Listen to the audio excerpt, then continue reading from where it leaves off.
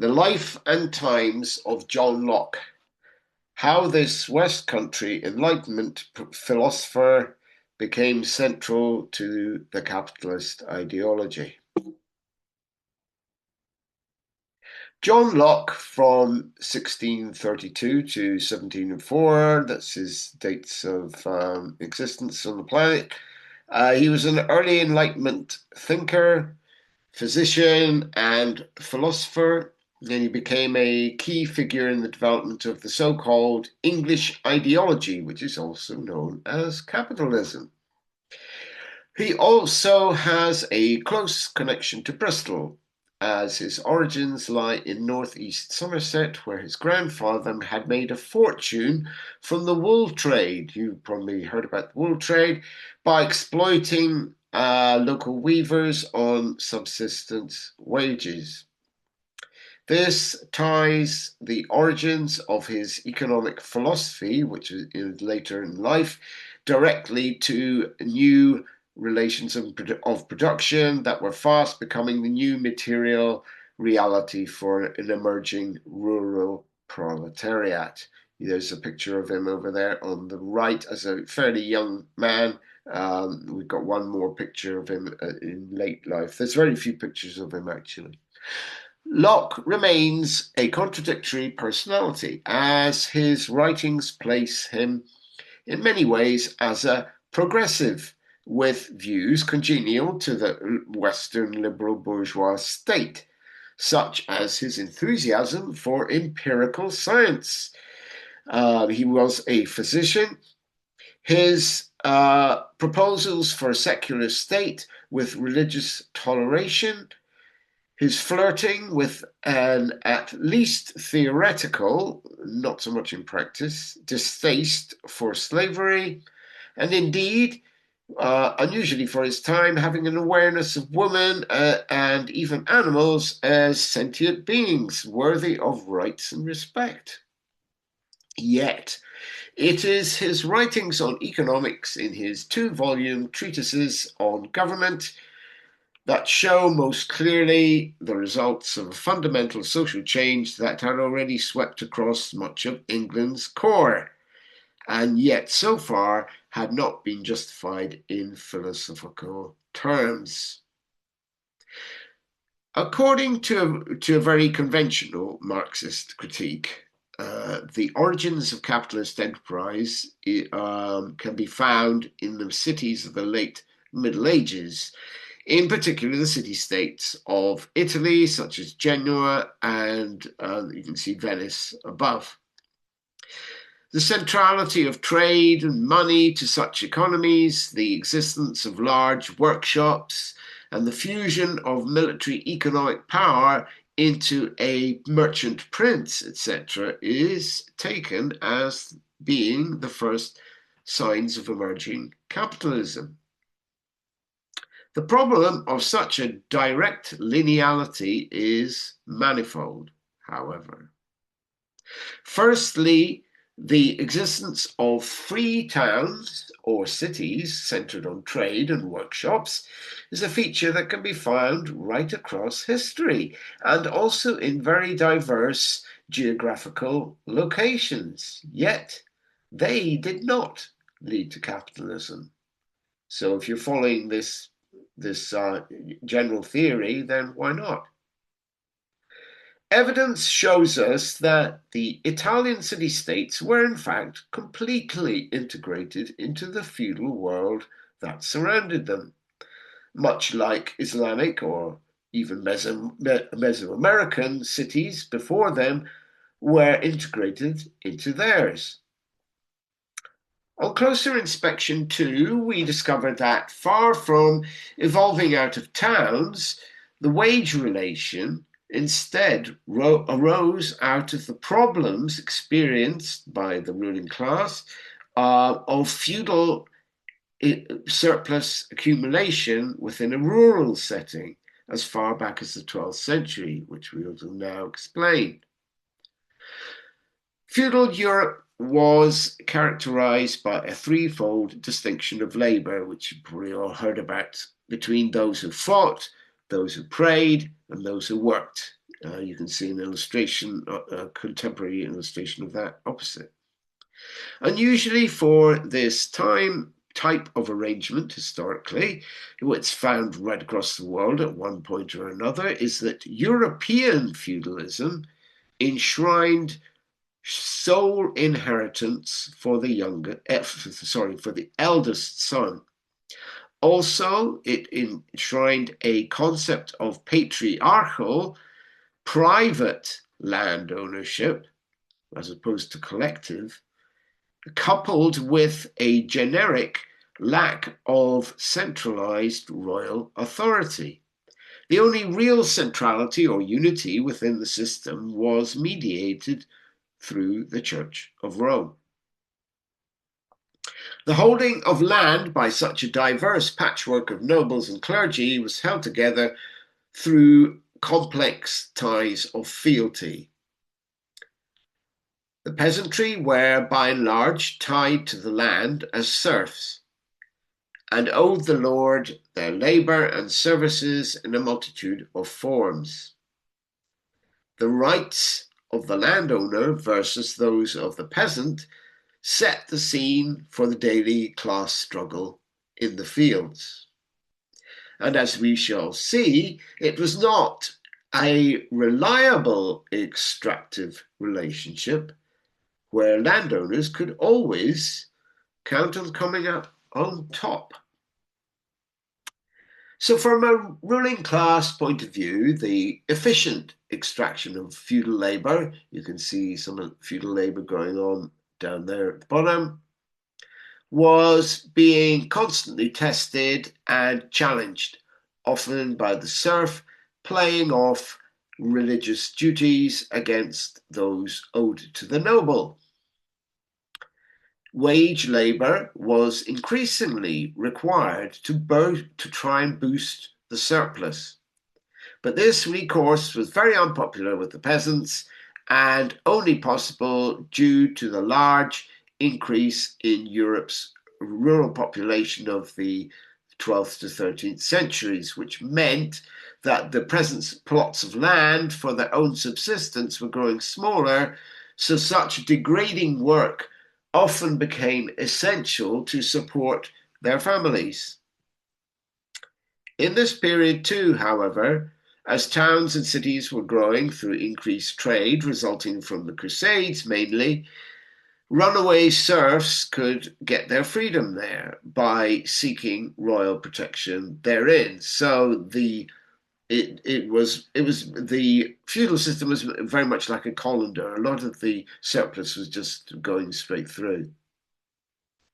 12th to 13th century feudal Europe was, in many ways, however, it was already a cash-based economy that relied on wage labour. A lot of people don't realise that.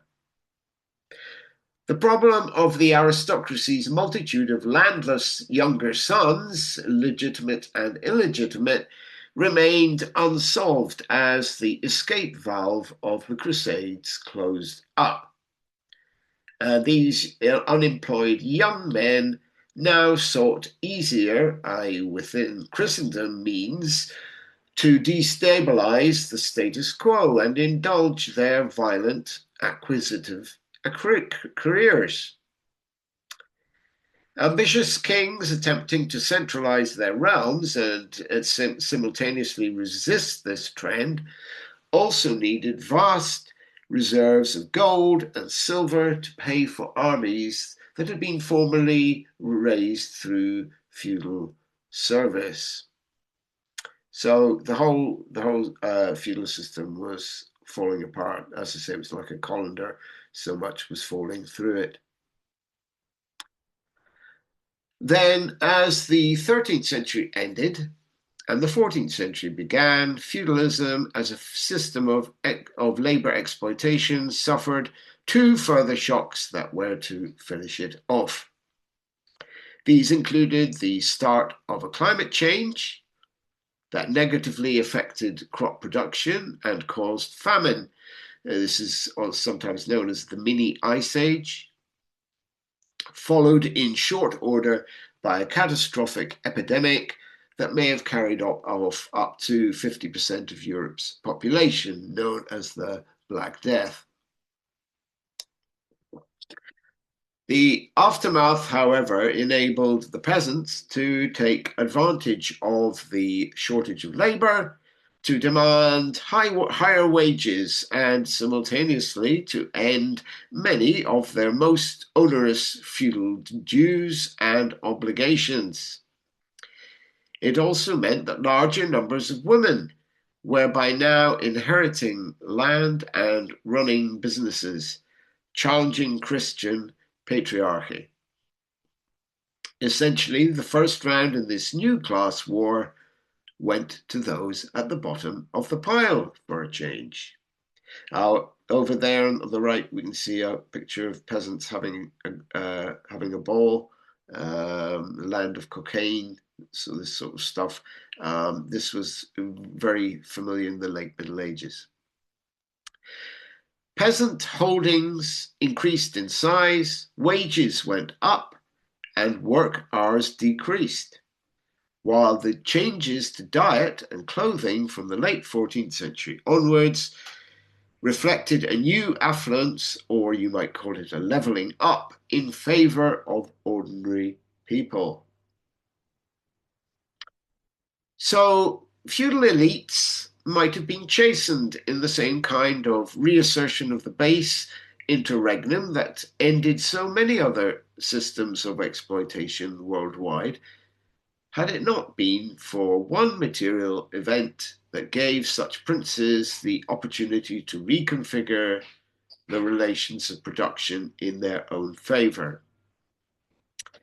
This was the discovery of the Americas, made possible only through innovation in sailing ship technology, initially with using the Portuguese carrack. We can see some of the so-called discovery of the Americas going on there on the left. In this way, those problem younger sons of the nobles that we've been talking about, they got a new outlet to translocate their hunger for riches and land that they were disinherited from. They were assisted in this endeavor by the advanced military technology of Europe at the time and exposure of the indigenes to unique viruses that the Europeans had unwittingly cultivated in themselves by living with domesticated animals that were not found in the New World. The capacity for violence from Europe's predatory classes propelled the fury, sheer savagery, and plundering unleashed on this suddenly exposed continent.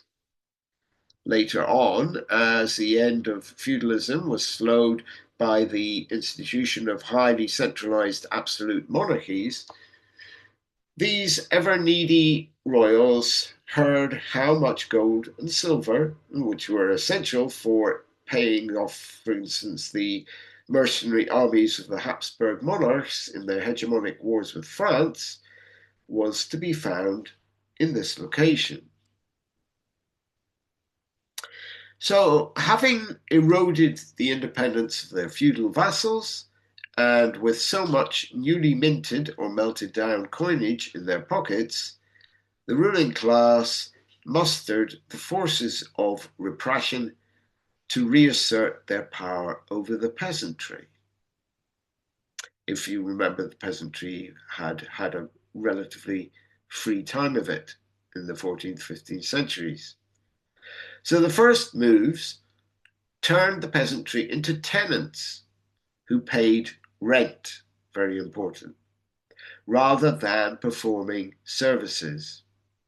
Increasing rent was now a more effective means of forcing the peasant to work harder for his lord, much more effective than the feudal means, as the threat of eviction hanging over households falling ever deeper into debt was a new lever for reasserted aristocratic power. Debt became a personal failing, and a punishable crime. Sharecropping and cottage industries emerged from the peasantry as a means to pay off such arrears. The rival absolutist monarchs, however, they waged war upon war while their coffers lasted. But by the end of the final futile and catastrophic 30 Years' War in 1648, you can see some of the results of that on the right. All the battling powers of the time were exhausted mutually. Worse was the fate of the peasantry, as former displaced peasants returned to find not only higher rents and lower wages, but also in absentia expropriation of common land they had previously used for their own self-reproduction. Yet the primitive accumulation process of the absolute monarchies was inefficient, and it was destined to remain marred at this stage of development, as capital that might have been spent under other systems, developing the forces of production, as capitalism would do, had been squandered on war, and even those with empires overseas also languished because the latter's resources to assist the payment of troops were exhausted. So this proto-capitalist, if we call it that, experiment might have failed right there, had it not been for the good fortune of one small kingdom on the periphery. This was the Kingdom of England, a latecomer and parasitic beneficiary of the world's first settler colonial project, but with some unique advantages in enforcing the new social relations at home. With its relative insulation from the ravages of constant war, it was able to produce the so-called men of leisure, like Locke, to study their time and place, employing Enlightenment rationalism to approve of and justify a new narrative of unassailable truths, to replace those of feudalism, the Catholic Church. The map on the left shows the early spread of full enclosure in England. So you can see that it was well advanced in England. There's no comparative map for other parts of Europe, but that shows, especially in the center of England, it's huge. Even as early as 1607.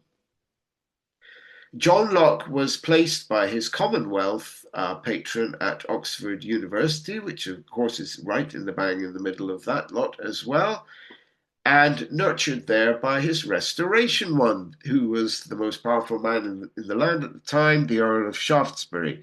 So it is easy to see he was materially and intellectually as well, because Oxford University at the beating heart of this new world order.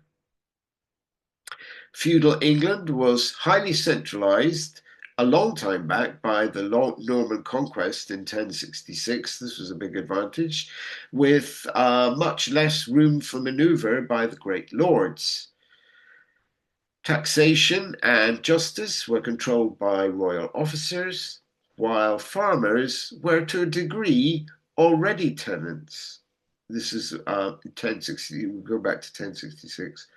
Even though they had technically been turned into serfs. The estates of the highest nobles were also much bigger than in France, with less scope to extract dues due to dues via direct feudal-style coercion, which is a very personal relationship. This was impossible in England because of the size of the estates.